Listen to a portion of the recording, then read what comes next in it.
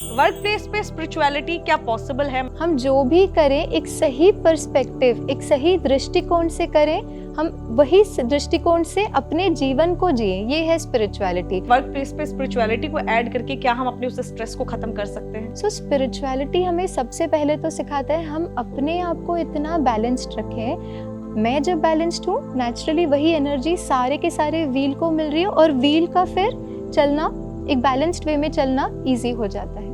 ऐसे इंसान को जिसको आप पसंद नहीं करते हो, उसके साथ कैसे अच्छे बन के रह पाए? जी, जीवन को जीने के दो तरीके हैं, एक है सिचुएशन और एक हूँ मैं, मेरे लाइफ के एक्सपीरियंसेस।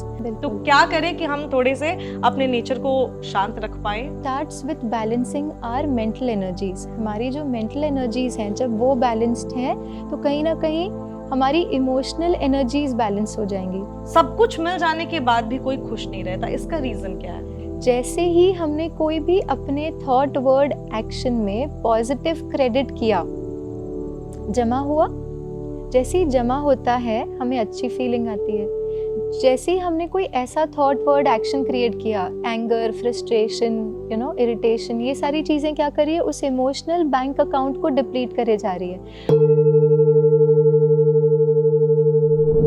नमस्कार, मैं नेहा राजपूत आप सभी का एबीपी लाइव धर्मा लाइव पर स्वागत करती हूँ। आज हमारे जो गेस्ट हैं उनसे आप पहले भी मिल चुके हैं। हमारे इस एपिसोड में हम बहुत सारी बातें उनसे करने वाले। पहले उनका इंट्रोडक्शन आपको दे दूं, आप पहचान गए होंगे। हमारे साथ है ब्रह्म कुमारी ऋतु ठक्कर जी। तो सबसे पहले स्वागत है आपका। जैसा मैं कह रही थी कि मैं इनको बताऊं कि आज हम क्या चर्चा करने वाले, थोड़ा सा बता देते हैं क्योंकि ये जो बातचीत होती है लंबी जाती है, तो आपको पहले पता होना चाहिए कि आज के आप इस लंबी बातचीत में क्या क्या जानेंगे, क्या क्या सीखेंगे। तो जैसा कि हम पहले डिस्कस कर रहे थे, आप स्पिरिचुअलिटी को कैसे अपनी लाइफ में ऐड कर सकते हैं काम की जगह पे, वर्क प्लेस पर। इसके अलावा रिलेशनशिप की हम बात करने वाले हैं, हेल्थ की भी बात करने वाले हैं। किस तरीके से स्पिरिचुअलिटी जो है आपको इन सब चीज़ों में हेल्प करने वाला है। और बोलना बहुत आसान है क्योंकि हम बातें बहुत सारी करते हैं, लेकिन क्या होता है ना ऋतु जी, जब हम लाइफ में चीज़ों को इम्प्लीमेंट करते हैं तो बहुत टफ होता है। तो शुरुआत करते हैं वर्क प्लेस से, क्योंकि हम काम की जगह पे बैठे हुए हैं। तो वर्क प्लेस पे स्पिरिचुअलिटी क्या पॉसिबल है? मतलब किस तरीके से ये हमारी लाइफ को चेंज कर सकता है? और जैसे काम करते हैं सभी, लेकिन क्या होता है, इतनी भागदौड़ होती है कि स्पिरिचुअलिटी को, पहले तो स्पिरिचुअलिटी वर्ड जो है ये एक बारी थोड़ा सा आप समझाइए कि है क्या। हर कोई समझता है योग मेडिटेशन, क्या यही स्पिरिचुअलिटी है? तो इस पर थोड़ा सा आप लोगों को बताइए। ये बहुत अच्छा क्वेश्चन आपने पूछा है कि स्पिरिचुअलिटी है क्या, क्योंकि आजकल स्पिरिचुअलिटी को लेकर भी बहुत सारे व्यूज़ हैं और ऐसे नहीं है कि कोई व्यू गलत है। हर व्यू अपने तरीके से लाइफ को जो है वो एक बेटर पर्सपेक्टिव देने का ही प्रयास करता है। आज हम उसी को थोड़ा सा गहराई से डिस्कस करते हैं। इसके लिए मैं चाहूँगी नेहा जी, आप एक छोटी सी एक्सरसाइज मेरे साथ करें। आपको करना ये है, आपको हाथ को इस तरह से आगे रखना है और उसको सीलिंग, फिंगर को सीलिंग की तरफ पॉइंट करना है। अब फिंगर को सीलिंग की तरफ पॉइंट करते हुए आपको हाथ को क्लॉकवाइज डायरेक्शन में घुमाना है। क्लॉकवाइज मीनिंग जो 12, 3, 6 एंड 9। हम चाहेंगे हमारे व्यूअर्स भी हमारे साथ ये छोटी सी एक्सरसाइज करें। आपको हाथ को इस तरह से घुमाना है क्लॉकवाइज डायरेक्शन में, 12, 3, 6 एंड 9। घुमाते घुमाते आपको हाथ को धीरे धीरे नीचे लाना है, अपने फेस के लेवल पर, धीरे धीरे और नीचे लाते लाते आपके गले के लेवल पर और अब आपके पेट के लेवल पर। अब आप देखेंगे जब हाथ जो है वो स्टमक के लेवल पे घूम रहा है तो वो हाथ क्लॉकवाइज घूम रहा है या एंटी क्लॉकवाइज घूम रहा है? क्लॉकवाइज घूम रहा है, मुझे तो ऐसा लग रहा है क्लॉकवाइज ही घुमा रहा है। ओके, चेक कीजिए 12, 3, 6 और 9 हो रहा है या 12, 9, 6 और 3 हो रहा है? ऐसा कुछ लग तो रहा है उल्टा, लेकिन हाँ जी तो जी ये समझ नहीं पाई मैं, मतलब कि कैसे ऐसे हो गया कि ऊपर से हम क्लॉकवाइज चल रहे थे और नीचे आते आते वो ऐसा फील होने लगा कि वो एंटी क्लॉकवाइज हो गया। That's absolutely right. जो हमारे व्यूअर्स ने भी ये किया होगा, आपने देखा होगा कि ऊपर आपने जब घुमा रहे हैं, हाथ नीचे लाते लाते आप वही डायरेक्शन में घुमा रहे हैं, लेकिन वो फिर एंटी क्लॉकवाइज हो जाता है। इसका रीज़न ये है क्योंकि हम जब पहले देख रहे थे हमारे विजन के लेवल से ऊपर देख रहे हैं। जब ऊपर देख रहे हैं तो वो क्लॉकवाइज है, जैसे ही विजन के लेवल से नीचे आ गई तो वो एंटी क्लॉकवाइज हो गई, क्योंकि हम देख अलग तरीके से रहे हैं। तो आप बिल्कुल सही कह रहे हैं कि वो एंटी क्लॉकवाइज अब दिखना शुरू हो गई। नाउ स्पिरिचुअलिटी की अगर हम बात करें, इट्स एग्जैक्टली लाइक दिस। हमारा जीवन के प्रति देखने का नज़रिया, जिसे हम कहते हैं ना पर्सपेक्टिव या एटीट्यूड, हम लाइफ को कैसे देखते हैं।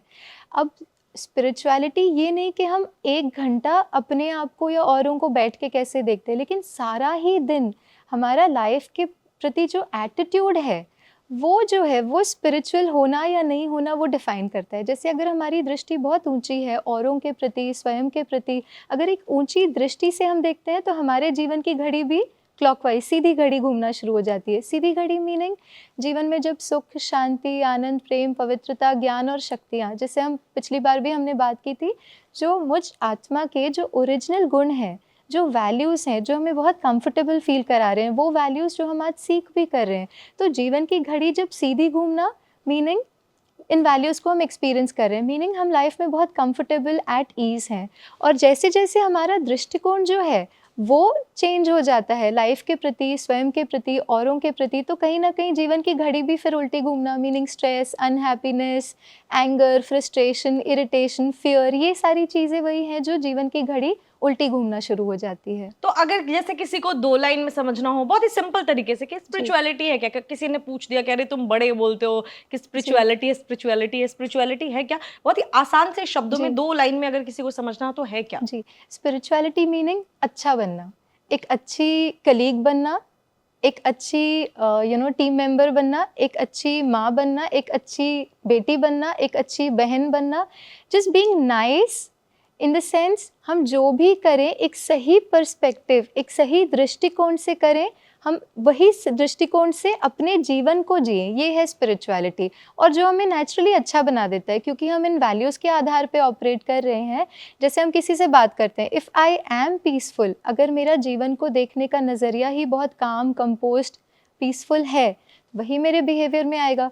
तो फिर एक अच्छी बेटी, एक अच्छी कलीग, एक अच्छी बॉस वो बनना ईजी हो जाएगा। जबकि इसी का ऑपोजिट, अगर मैं बहुत गुस्से में रहती हूँ, फ्रस्ट्रेटेड रहती हूँ, तो वही एक तो मैं एक्सपीरियंस वो करती हूँ एंड देन वही मेरे जो इंटरेक्शंस में आते हैं उन्हें भी वही मिलता है। Then I am anything opposite of spirituality. So spirituality is simple life, happy life, comfortable life and अच्छा, everything that is अच्छा is spiritual basically। कितना सिंपल है ना, मतलब हम स्पिरिचुअलिटी जब कोई बात करता है ऐसे कहते हैं स्पिरिचुअल कि बहुत ज्यादा स्पिरिचुअल है सामने वाला, तो समझते हैं योग करता होगा, मेडिटेशन करता होगा, ध्यान करता होगा।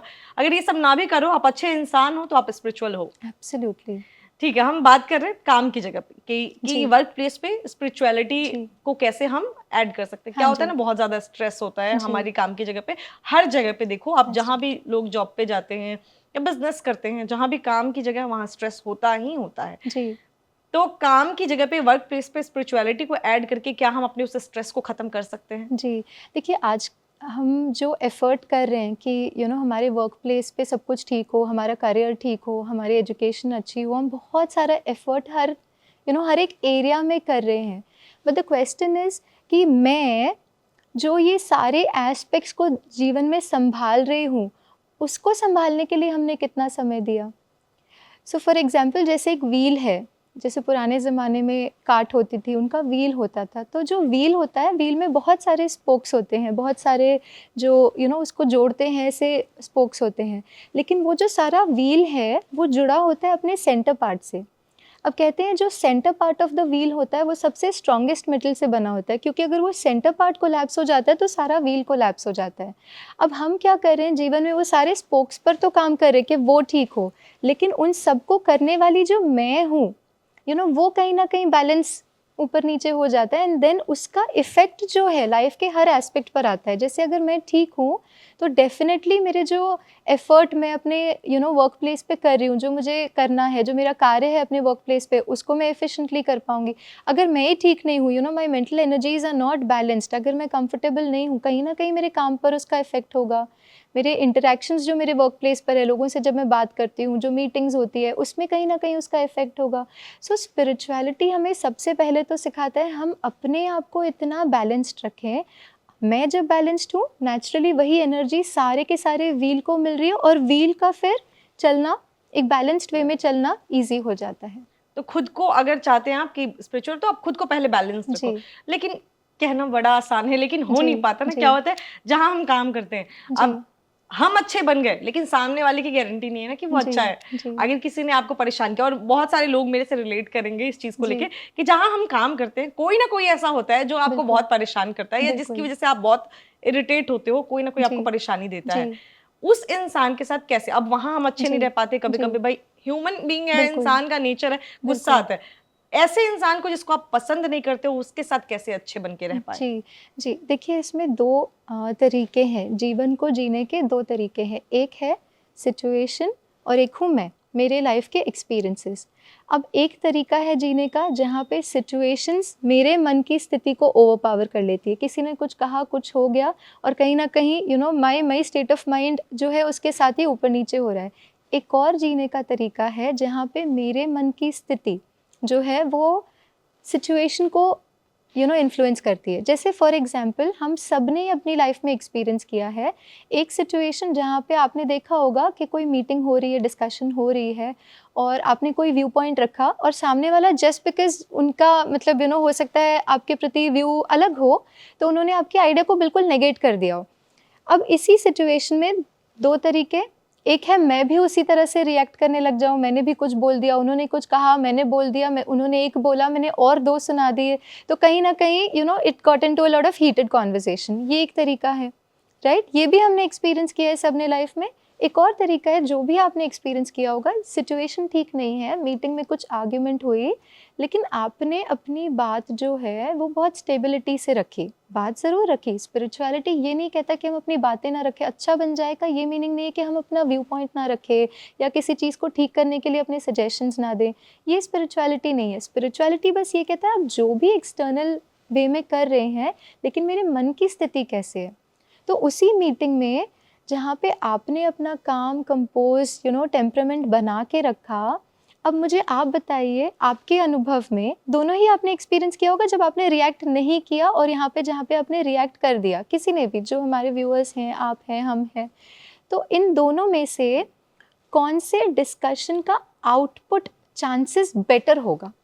जिसमें हम लाउड नहीं हुए, जिसमें जी, हमने अपनी बात बहुत ही जी, पोलाइटली रखी है, जी, जी, उससे रिलेशनशिप भी खराब नहीं हुआ, हमने जी, अपने मन की भी बात रख दी, और जी, जो है उनको भी ऐसा नहीं लगा कि हाँ ये मुझे, जैसे होता नहीं है कोई सीनियर मीटिंग ले जी, रहा है, कोई जी, मीटिंग ले रहा है, तो वो होता है ना, वहाँ पे होता है कि हाँ भाई ये मुझे ओवर पार करने की जी, कोशिश कर रहा है। जी। तो कहीं न कहीं उसका आउटपुट तो बेटर निकला। यही है स्पिरिचुअलिटी जहाँ पे हम सब कुछ करते हुए हम अपने को इतना बैलेंस्ड करना सीख जाते हैं, जहाँ पे हमारे मन की स्थिति, सिचुएशन जो भी है, लेकिन हमारे मन की स्थिति फिर उस सिचुएशन को जो भी है, सपोज़ वो सिचुएशन -5 पे है, तो एटलीस्ट मेरे मन की स्थिति की वजह से, क्योंकि मैं डिस्टर्ब नहीं हुई, क्योंकि मैंने रिएक्ट नहीं किया, वो -5 से एटलीस्ट -2 पर तो आ गई। और धीरे-धीरे करके हो सकता है हम उससे 0, 1, 2 पर भी प्रोग्रेस कर सकते हैं, but that requires a little work with our own selves. किस तरीके का वर्क करें अपने आप, क्योंकि ये तरीके की, अगर इस तरीके से अगर प्रॉब्लम खत्म हो जाए, क्योंकि क्या होता है हर जगह प्रॉब्लम होती है, हम वर्क बिल्कुल। प्लेस की बात करें तो बहुत सारे लोगों को दिक्कत होती है हर दिन। और क्या होता है ना, लोग यहाँ फिर गीता को लेके आ जाते हैं जी, कि नहीं, गीता में तो अत्याचार जी, मत सहो, जी, ये वो ऐसी जी, बातें लोग करते हैं, बिल्कुल। कोई आपको बोल रहा है तो उसको वैसे ही जवाब दो, इस जी, तरीके की लोग बात करते हैं। लेकिन जी, जो अभी आपने कहा कि पोलाइट होकर उस सिचुएशन को जी, हैंडल करना, इतना पोलाइट बनने के लिए किस तरीके से क्या प्रैक्टिस करनी जी, चाहिए कि हम इतने शांत हो जाएं, क्योंकि जी, वो एक दिन वाली चीज तो होगी नहीं। बिल्कुल, तो बिल्कुल। क्या करें कि हम थोड़े से अपने नेचर को शांत रख पाएं, या वर्क जी, प्लेस पर हम बहुत ही पोलाइटली अपनी चीजों को रख पाएं? जी। देखिए जब हमें बैलेंस करना है ना, जैसे हमारे वर्क प्लेस की भी हम बात कर रहे हैं, हमारे सारे दिन को, हमारे एक्शंस को, क्योंकि जैसे आपने कहा कि बहुत स्ट्रेस भी होता है, वर्क टारगेट्स भी सबके ज़्यादा होते हैं, बहुत सारी चीज़ें एक साथ हम कर रहे होते हैं जब हम वर्क प्लेस पर होते हैं। तो वहाँ पर अगर हमें एक्सटर्नल चीज़ों को बैलेंस करना है तो it starts with balancing our mental energies. हमारी जो मेंटल एनर्जीज़ हैं जब वो बैलेंस्ड हैं, तो कहीं न कहीं हमारी इमोशनल एनर्जीज़ बैलेंस हो जाएँगी। मेंटल एनर्जी मीनिंग थॉट जो हम क्रिएट कर रहे हैं, अगर वो बैलेंस्ड हैं, तो कहीं न कहीं जो थॉट है वही हम फीलिंग और इमोशंस क्रिएट करें, तो हमारी इमोशनल एनर्जी भी बैलेंस हो गई।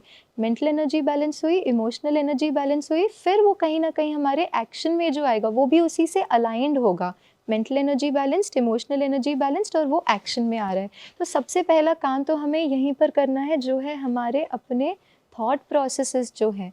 जैसे फॉर एग्ज़ाम्पल एक थॉट प्रोसेस है कि I am hurt because they said this, मतलब उन्होंने ऐसा कहा तो मुझे बुरा लगा। अब ये बहुत कॉमन सेंटेंस है, हम कहते हैं उन्होंने, चाहे उनका एक्शन कुछ भी रहा हो, जो भी उनका एक्शन सही गलत, वो हम थोड़ा सा इस कॉन्वर्सेशन के लिए थोड़ा सा साइड पे रखते हैं, बिकॉज हमारे लिए अभी प्रायोरिटी है कि हमारी जीवन जो है वो सहज हो, हमारी जीवन जो है वो बैलेंस्ड हो। सो फॉर दिस कॉन्वर्सेशन अगले कुछ पलों के लिए हम एक दृष्टिकोण जो है अपनी तरफ लेकर आते हैं ना, हमारा विजन जो है अपनी तरफ लेकर आते हैं। अब एक सेंटेंस जो हम बहुत कॉमनली यूज़ करते हैं, उन्होंने ऐसा कहा इसीलिए मुझे गुस्सा आया, उसी को एक छोटा सा शिफ्ट, जो हम मेंटल एनर्जीज को बैलेंस करने की बात कर रहे हैं, उसमें एक छोटा सा शिफ्ट, उन्होंने जो किया वो उनका एक्शन, वो एंगर जो है वो मेरा अपना रिस्पॉन्स है।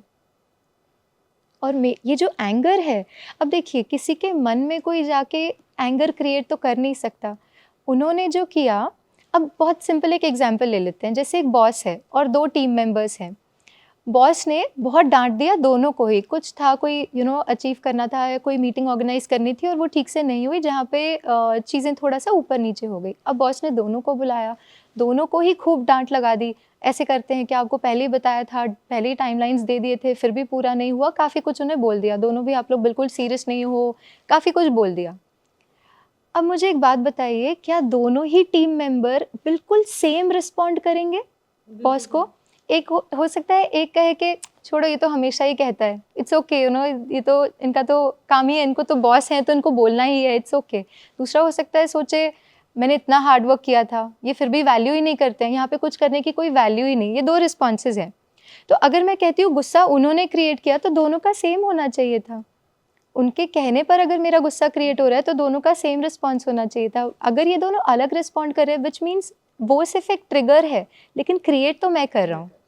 सो समवेयर स्पिरिचुअलिटी वो हमें responsibility meaning our ability to respond to any situation, तो वो हमारी अपनी ability to respond to a situation को बेटर कर देता है, जहाँ पे I am able to create the right thought processes. उनका गुस्सा या उनका डांटना, उनका एक्शन, सबसे पहले तो ये अंडरस्टैंडिंग कि गुस्सा वो नहीं क्रिएट कर रहे हैं, गुस्सा फिर भी मैं ही क्रिएट कर रही हूँ। और जब हम ये सोच लेते हैं कि गुस्सा वो नहीं क्रिएट कर रहे हैं, मैं क्रिएट करती हूँ, ये हमें एक पावर दे देता है टू चूज़।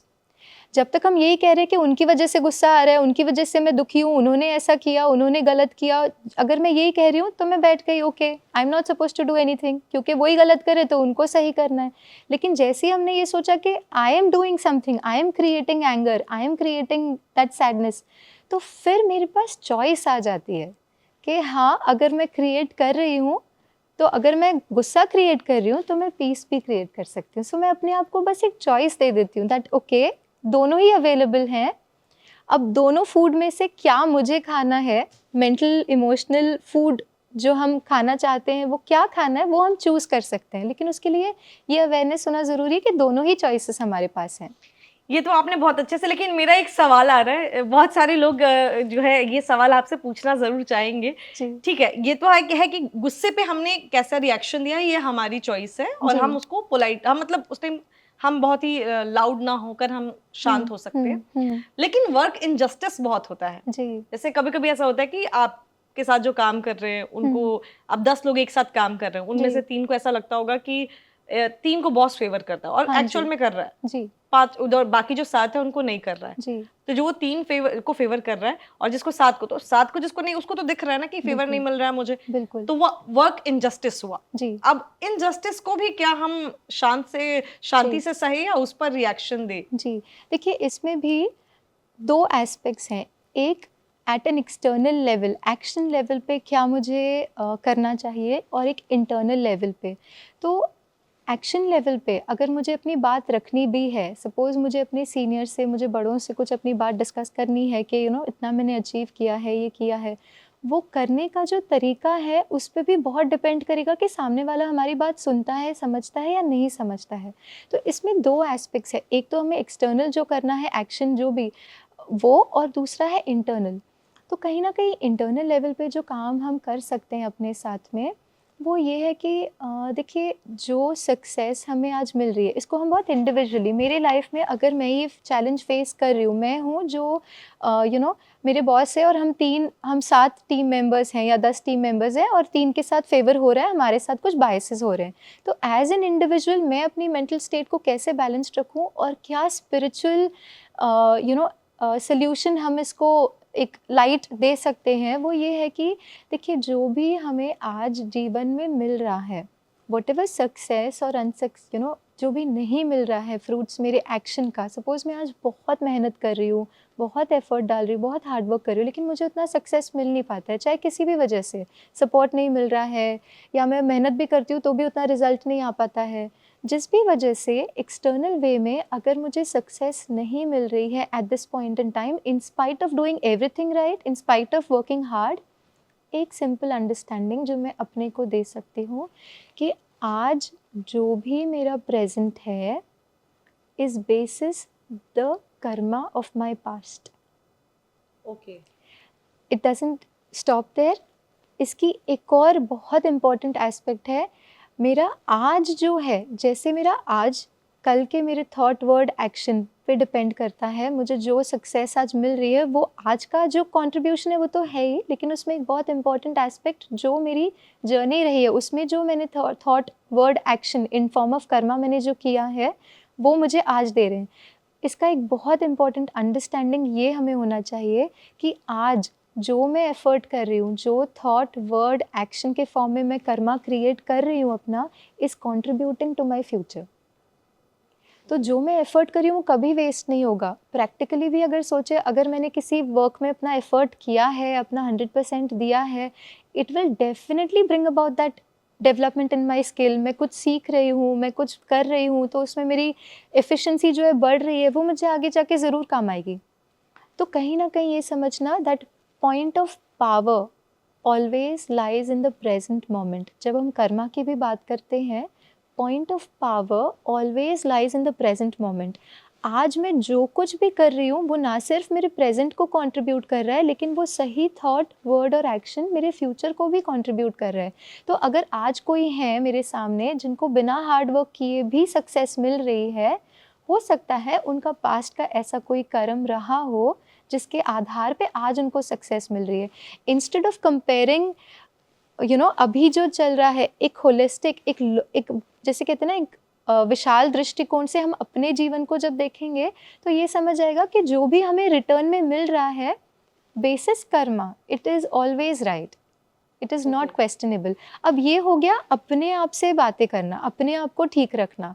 अपने आप को ठीक रखते एक स्टेबिलिटी के साथ, बिना ब्लेम के. अब जैसे हमने ये समझा, हमने उस बॉस को ब्लेम करना छोड़ दिया.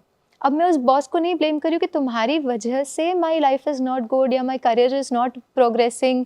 बॉस की वजह से नहीं, एक बहुत स्पिरिचुअल अंडरस्टैंडिंग के साथ, एक स्टेबिलिटी के साथ. अब मैं जब अपनी बात अपनी बड़ों के सामने रखती हूँ, it will have a different kind of impact. क्योंकि जब हम ब्लेम मोड में बात करते हैं, the energy that we radiate to that other person, वो उनकी तरफ से भी रेजिस्टेंस की एनर्जी क्रिएट करेगा. क्योंकि ब्लेम जो है नेगेटिव एनर्जी है, हम उनको उस भाव से जाके उनसे बात करते हैं, ना सिर्फ एनर्जी लेवल पे, हमारे बॉडी लैंग्वेज से भी उनको पता चलेगा. तो कहीं ना कहीं जैसे ही हम ब्लेम मोड में आ गए, वो रेजिस्टेंस मोड में आ गए. तो हम अपनी बात रखना भी चाहें तो शायद उसका इफेक्ट इतना पॉजिटिव नहीं हो. जबकि एक बहुत ही नॉन जजमेंटल वे में, ना ब्लेम के मोड में नहीं, हम बहुत कंपैशनेट वे में अगर अपनी बात रखते हैं, हो सकता है उसका आउटपुट बेटर हो. मतलब ये पूरा आपके तरीकों पे डिपेंड करता है, आप किस तरीके से वो चीजें आगे रखते हो. जी. आगे बढ़ते हैं. काम की बात कर रहे हैं तो कभी कभी क्या होता है ना, लाइफ में बहुत सारी चीजें, हर चीज मिल जाए उसके बाद भी इंसान खुश नहीं रह पाता. जी. जैसे बहुत सारे लोगों को ही आपने ऑफिस में देखा होगा, हम जैसे अपने सीनियर को देखें तो देखते हैं कि अरे वो तो बहुत सारी चीजें हैं, उसके पास पोजीशन है, वो खुश नहीं है. वैसे कोई हमें देखकर सोचता होगा कि अरे इसके पास तो सब कुछ है, ये खुश नहीं है. सब कुछ मिल जाने के बाद भी कोई खुश नहीं रहता, इसका रीज़न क्या है? जी, देखिए आजकल हमने बहुत एफ़र्ट किया है, हम सब अपनी लाइफ में बहुत हार्ड वर्क कर रहे हैं, बहुत कुछ अचीव करना भी चाहते हैं. जैसे अगर हमने ना जब मैंने जॉब शुरू की थी, अपनी फर्स्ट जॉब, तो जाते ही हमारा फाइनेंशियल बैंक अकाउंट खुलता है ना, बैंक अकाउंट में, जहाँ पे वो हमसे बहुत सारे फॉर्म्स भराते हैं और कहते हैं अच्छा ये फॉर्म भरना है, ये सिग्नेचर्स करना है, ये सारा भर के हम उन्हें देते हैं. देने के बाद हमारा अकाउंट खुलता है, बैंक अकाउंट खुला, एंड मंथ के एंड में उसमें सैलरी क्रेडिट होती है. अब ये सैलरी क्रेडिट हुई, the first salary that I got, और मैंने वो मैसेज आया मुझे saying that okay your account has been credited with so and so amount. जैसे ही मैसेज आया हमें बड़ी अच्छी फीलिंग आती है because our first salary. And then every month क्या होता है, क्रेडिट होता है, क्रेडिट होती है तो वी ऑलवेज फील नाइस। जैसे ही मैसेज आ जाता है okay salary credited, we feel nice. And then end of the month जब वो थोड़ा थोड़ा खाली होने लगता है तब कैसी फीलिंग आती है, थोड़ा सा ऐसा लगता है अब क्या हो गया, खत्म हो गई, बस खत्म जल्दी से दूसरा डेट आ जी जाए। जी। तो कहीं ना कहीं जैसे क्रेडिट होता है तो हमें अच्छा लगता है, डेबिट होता है खत्म होते जाता है तो हमें कहीं ना कहीं वो थोड़ी सी फीलिंग आती है कि अब क्रेडिट की ज़रूरत है। अब ये हो गया हमारा फिनेंशियल बैंक अकाउंट। लेकिन एक एस्पेक्ट लाइफ का जो हम मिस आउट कर रहे हैं, जो वजह है शायद हमारे इमोशनल स्टेट इतना डिप्लीटेड है या डेबिटेड है, वो ये है कि हम सबका भी इमोशनल बैंक अकाउंट भी होता है, ना सिर्फ फिनेंशियल बैंक अकाउंट। अब ये इमोशनल बैंक अकाउंट क्या है, जैसे ही हमने कोई भी अपने थॉट वर्ड एक्शन में पॉजिटिव क्रेडिट किया, जमा हुआ, जैसे ही जमा होता है हमें अच्छी फीलिंग आती है।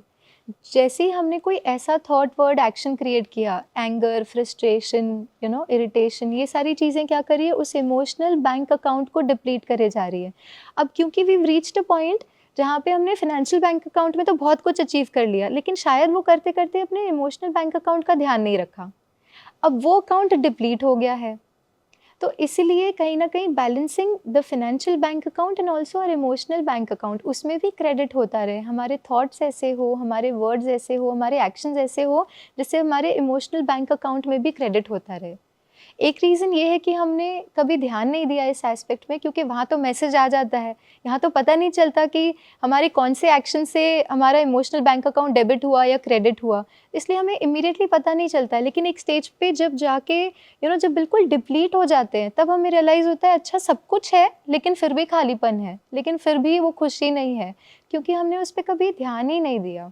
तो स्पिरिचुअलिटी हमें यही सिखाता है कि ये करते हुए लेकिन इसे भी कैसे बढ़ाते रहें, हमारे थॉट्स इतने पॉजिटिव हों, इतने जो हमें कंफर्टेबल फील कराते हो। सारे दिन में हम वो थॉट्स, फीलिंग्स, इमोशंस क्रिएट करें जो हमें कंफर्टेबल फील कराते हो, जो औरों को भी कंफर्टेबल फील कराएं।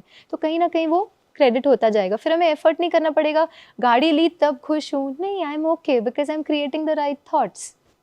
हम वर्क प्लेस की बात कर रहे हैं और सक्सेस की बात कर रहे हैं, तो लोग कहते हैं, या ऐसा मैंने भी बहुत सारी वीडियोस में ऐसे देखा है कि जो ये लॉ ऑफ अट्रैक्शन है ये जी आपको सक्सेस दिला सकता है। क्या ये जी सच में ऐसा है कि लॉ ऑफ जी अट्रैक्शन जो है इससे इंसान को सक्सेस मिल जाती है? जी। देखिए, लॉ ऑफ अट्रैक्शन बेसिकली क्या करता है कि हमारे सामने हम एक गोल को सामने रखते हैं कि ये चीज़ है जो मुझे अचीव करनी है, यहाँ तक मुझे पहुँचना है। अब वो अचीव करने के लिए लोग अलग अलग तरीके यूज़ करते हैं। जैसे कई लोग विजुअलाइजेशन यूज़ करते हैं, इमेजरी क्रिएट करते हैं। जैसे मैंने कोई चीज़ को बार बार अपने मन में जो है उस इमेजरी को क्रिएट किया कि मुझे घर चाहिए, फॉर एग्जाम्पल मैंने उस इमेज को क्रिएट किया। जितनी बार मैंने उस इमेज को क्रिएट किया, होता ये है कि वो जो गोल हमारे लिए है वो और ही स्ट्रॉन्ग प्रोग्रामिंग हो जाती है हमारे सबकॉन्शियस पे। एक होता है हमारे कॉन्शियस थॉट, जैसे मैंने सिर्फ सोचा कि अच्छा मैंने सोचा मुझे घर चाहिए, ये तो मैंने कॉन्शियस लेवल पे एक थॉट क्रिएट किया। कॉन्शियस लेवल के जो थॉट्स होते हैं वो जैसे बादलों की तरह आते जाते होते हैं, क्योंकि बहुत सारे थॉट्स होते हैं इसलिए वो बहुत फोकस थॉट्स नहीं होते हैं। लेकिन जैसे ही हम ये मेंटल इमेजरी क्रिएट करते हैं, उसे बार बार फील करते हैं, देखते हैं, तो वो कहीं ना कहीं हमारे सबकॉन्शियस का पार्ट बन जाती है, जिसको हम कहते हैं हमारे सबकॉन्शियस की प्रोग्रामिंग हो जाती है। अब इसका बेनिफिट ये है कि जैसे ही हमारे सबकॉन्शियस की हमने किसी गोल के प्रति प्रोग्रामिंग कर दी, बहुत नेचुरली हमारा हर थॉट, एक्शन उसी गोल के प्रति, बिकॉज सबकॉन्शियस में है, सबकॉन्शियस का जो जो हमारा जो बात हमारे सबकॉन्शियस की प्रोग्रामिंग हो जाती है जिस बात को लेकर, वो हमारे बहुत नेचुरल हमारे एक्शंस उसी की तरफ बढ़ते हैं, हमें एफर्ट नहीं करना पड़ता। जैसे जो सपोज मैंने घर की तरफ, तो अब घर के लिए मुझे क्या क्या करना होगा, ऑटोमेटिकली मेरे एक्शंस उसकी तरफ बढ़ेंगे। So somewhere it becomes such a strong programming that I am able to, मेरा हर थॉट, वर्ड, एक्शन उसी गोल के प्रति मुझे करीब लेकर जाता है। सो मेरे एक्शंस वैसे हो जाते हैं। ये एक एस्पेक्ट हो गया लॉ ऑफ अट्रैक्शन का। दूसरा एस्पेक्ट लॉ ऑफ अट्रैक्शन का ये भी है, क्योंकि मैं उस गोल को सारा दिन जी रहा हूँ, सिर्फ थॉट नहीं क्रिएट कर रहा हूँ लेकिन जी रहा हूँ, तो वही एनर्जी मुझसे सारा दिन रेडिएट हो रही है and then universe responds to our energies. देखिए यूनिवर्स इसको नहीं रिस्पॉन्ड करता कि हम क्या चाहते हैं, it doesn't give us what we want, it gives us what we are. Meaning हम जो चाहते हैं वो हमें नहीं मिलता, लेकिन हम जो हैं वो हमें यूनिवर्स से मिलता है।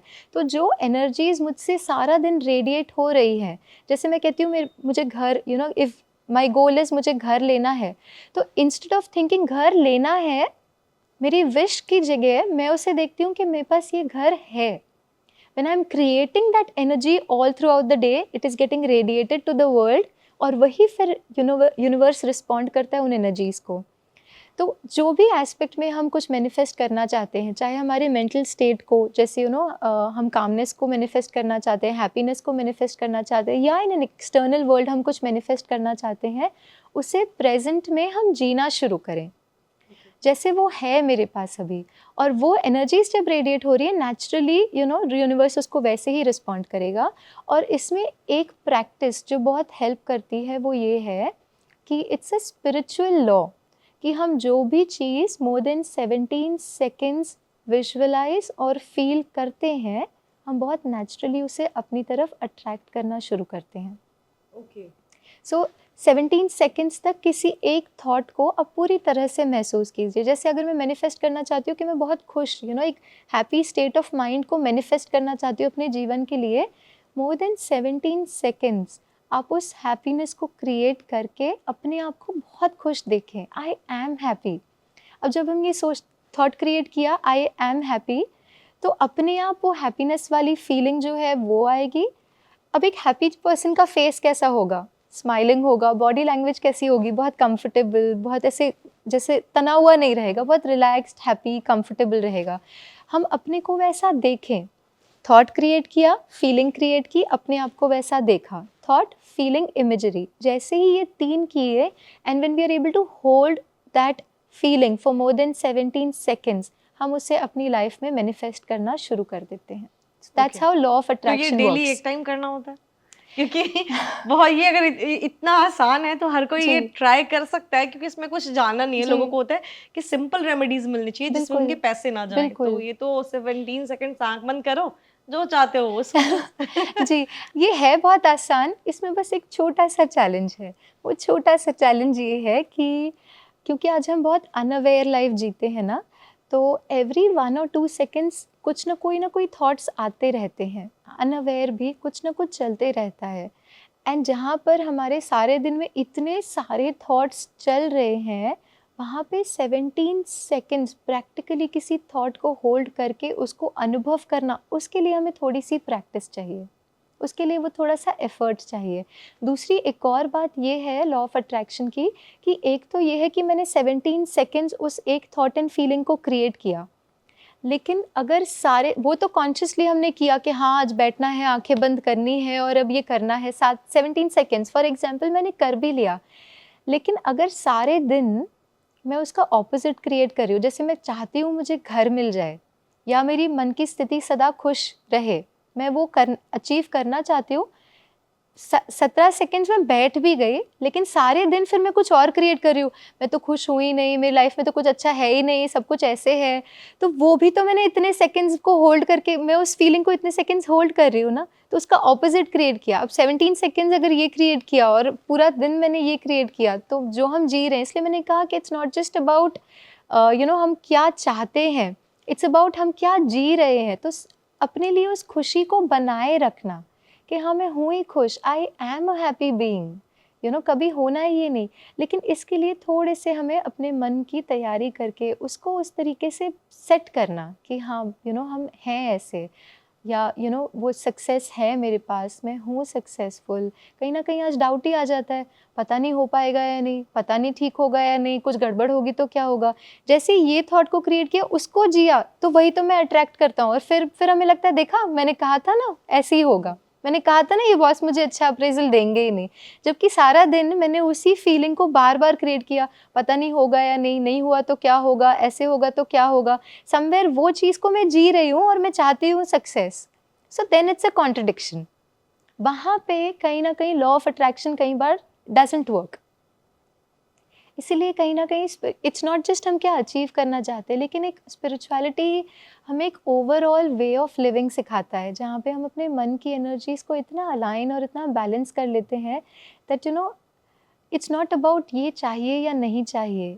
हम ऑलरेडी अपनी लाइफ में बहुत कंफर्टेबल हैं, ये हमें स्पिरिचुअलिटी सिखाता है, क्योंकि एनर्जीज़ जो है, राइट, एनर्जीज़ अपने आप रेडिएट हो रही हैं, उसका रिटर्न तो मिलना ही है। So somewhere what I believe, ये मेरी पर्सनल बिलीफ है कि instead of working on something, ये चाहिए ये चाहिए चाहिए चाहिए में भी एक वेटिंग वाली फीलिंग है ना, उसकी जगह पे हम एक बहुत सिंपल स्पिरिचुअल लाइफ को जब जीना शुरू करते हैं, तो एक्चुअली में जो हम चाहते हैं वो ऑटोमेटिकली हो ही जाता है, because your energies are aligned, your mental energies are aligned, and you start attracting the right for your self, right situation, right people. कई बार आप देखेंगे, चलो हमारा पास्ट का कोई ऐसा कर्मा रहा भी है जिसकी वजह से अभी मेरे सामने कोई ऐसी बात आ रही है, लेकिन क्योंकि my mental energies are so balanced, so positive, आप देखेंगे यूनिवर्स में कहीं ना कहीं से आपके लिए कोई ना कोई लोग, सिचुएशन, अपॉर्चुनिटीज़ अपने आप क्रिएट हो जाती है जो सिचुएशन से आपको बाहर निकाल देती है। एक सिंपल कोविड का ही हमने जो अनुभव किया, चाहे हमारे पास सब कुछ था, सब कुछ होते हुए भी कई लोग उससे बाहर नहीं निकल पाए, लेकिन कुछ लोग बस दुआओं के खाते से शायद ऐसे ही ठीक हो गए, they were still able to manage, शायद पैसे नहीं थे, उतनी फैसिलिटीज़ नहीं थी, फिर भी ठीक हो गए। Something is working, right, something in the background is working. या फिर दो लोग जिनको सेम फैसिलिटी मिली, उसमें से कोई आ पाया बाहर, कोई नहीं आ पाया, कुछ तो है ना जो बैकग्राउंड में काम कर रहा है, वो है हमारी अपनी एनर्जीज। तो हम क्यों ना बाहर एक्सटर्नल वे में सब कुछ करते हुए, लेकिन एक थोड़ा सा ध्यान अपनी उन इनर एनर्जीज को, ये वो इनर वर्ल्ड जिसको हम कहते हैं, उसको भी अब थोड़ा सा ध्यान देते हुए आप देखेंगे बाहर एफर्ट कम लगता है, बाहर एफर्ट कम हो जाता है, बिकॉज कहीं ना कहीं आप, you will not even know कि कहाँ से आपको मदद मिल जाती है, कहाँ से किसी की कोई ना कोई सपोर्ट मिल जाती है, कहाँ से कोई चीज़ आपके सामने आ जाती है और आपके रास्ते खुल जाते हैं। ये तो हमने एक्सपीरियंस अपनी लाइफ में किया है, होगा कहीं ना कहीं, सभी करते हैं। तो कहीं ना कहीं उसी पर काम करके देख लेते हैं, आप देखेंगे बाहर एफर्ट बहुत कम हो जाता है उसके बाद। तो यानी कि लॉ ऑफ अट्रैक्शन जैसे हम बात जो कर रहे हैं, हमने ये वर्क प्लेस की सारी बात की कि अगर आपके साथ कुछ इनजस्टिस होता है, आपको गुस्सा आता है, या आपको किसी के साथ कैसा रिलेशनशिप वहाँ मेंटेन करना है, सक्सेस के बारे में भी। अब मैं आपसे ये जानना चाहूँगी कि इसके बाद हम रिलेशनशिप पे चलेंगे, तो कि कैसे स्पिरिचुअलिटी जो है रिलेशनशिप को हेल्प करता है। लेकिन ये ख़त्म करने से पहले वर्क प्लेस की बात, कुछ अगर जैसे मेडिटेशन या फिर कुछ भी जैसे जिससे कि अपनी वर्क लाइफ को बैलेंस कर पाओ, कुछ गाइडेंस अगर आप देना चाहें जितने भी लोग जॉब करते हैं उनको, तो क्या आप देना चाहोगे सजेशन? जी जी, हम जैसे ना एक छोटी सी मेडिटेशन की एक्सपीरियंस एक्सरसाइज करते हैं, जहाँ पे हम सभी जो सुन रहे हैं, हमारे व्यूअर्स और हम सभी जो थॉट्स में दे रही हूँ, बस उन्हें थोड़ा एक्सपीरियंस करने का प्रयास करेंगे। सो हम सभी रिलैक्स्ड होकर बैठ जाएं। अगर आप कुछ कर रहे हैं, कुछ अगर आपके हाथ में है, तो आप उसको साइड पे रख दीजिए और बहुत रिलैक्स होकर कुछ पलों के लिए बैठ जाएं। वेरी वेरी रिलैक्स्ड, थोड़ा सा समय हमारे अपने लिए।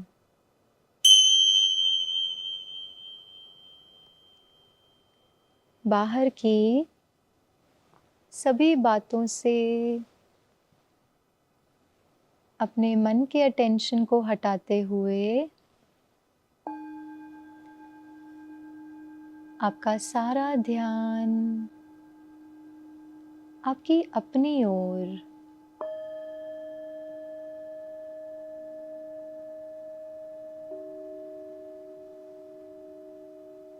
देखें अपने आप को,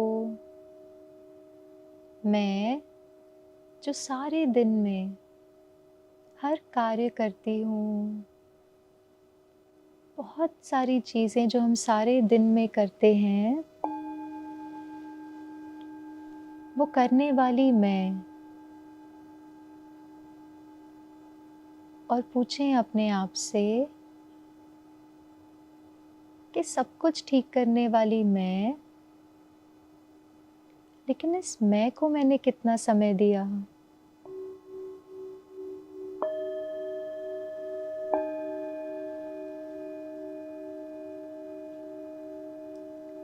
आज हम थोड़ा सा समय निकालते हैं जहाँ हम अपने मन की स्थिति को बहुत बैलेंस्ड, बहुत कंफर्टेबल बनाते हैं।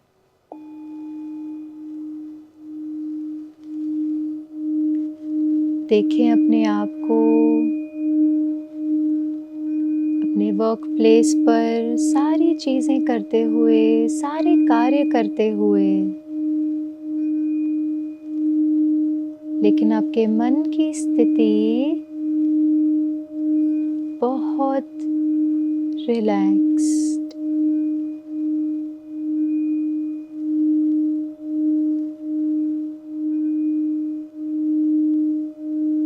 बहुत गहराई से उस स्थिति को महसूस करें। At an internal level, I am very, very relaxed. मन बहुत शांत, बहुत कंफर्टेबल।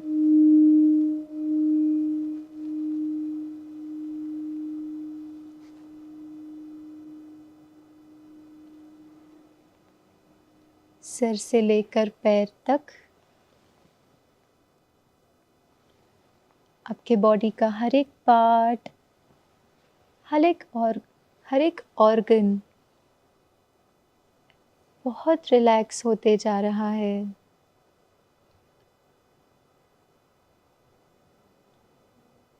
और धीरे से महसूस करें वही शांति आपके चारों ओर वाइब्रेशंस के रूप में फैल रही है। आपके आसपास का एनवायरनमेंट बहुत शांत होते जा रहा है। वही शांति के वाइब्रेशंस आपसे औरों को भी मिल रहे हैं।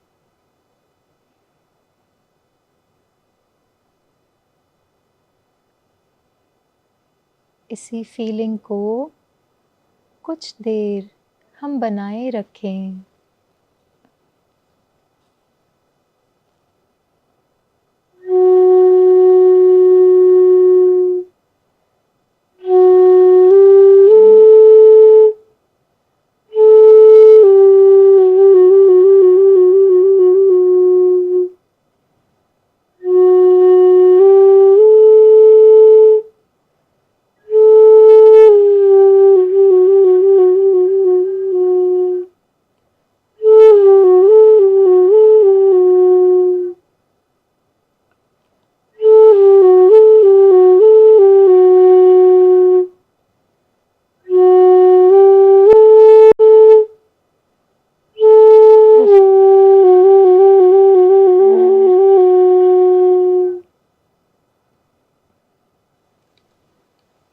बहुत रिलैक्स्ड, बहुत कंफर्टेबल।